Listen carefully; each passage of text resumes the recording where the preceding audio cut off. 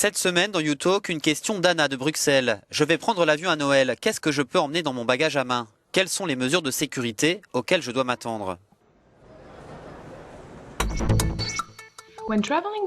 Si vous devez prendre l'avion dans un aéroport de l'Union européenne, n'oubliez pas certaines consignes au moment de faire vos bagages et d'embarquer. Pour des raisons de sécurité, tous les articles de voyage seront scannés ou contrôlés avant d'être autorisés dans les zones de sécurité. Pour les bagages à main, les produits liquides autorisés en cabine, comme des aérosols, des boissons, du dentifrice et des cosmétiques en crème ou en gel, doivent être placés dans un sac plastique transparent d'une capacité maximale d'1 litre. Aucun récipient ne doit contenir plus de 100 millilitres.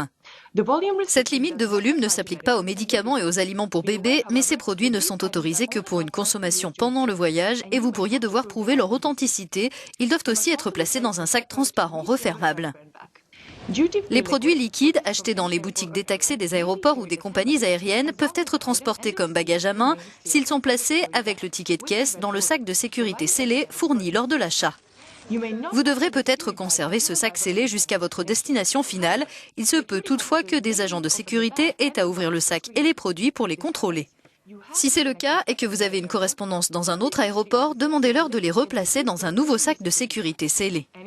Aucun objet pointu pouvant servir d'arme n'est autorisé en cabine. Les articles explosifs et inflammables sont interdits, y compris dans vos bagages en soute. Aucune arme d'aucune sorte n'est autorisée à bord d'un avion.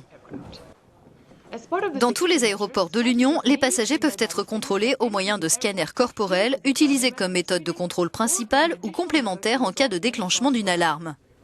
Il revient à chaque État membre de décider de leur emploi, mais si un pays a choisi cette option, il doit se conformer à un certain nombre de règles européennes spécifiques.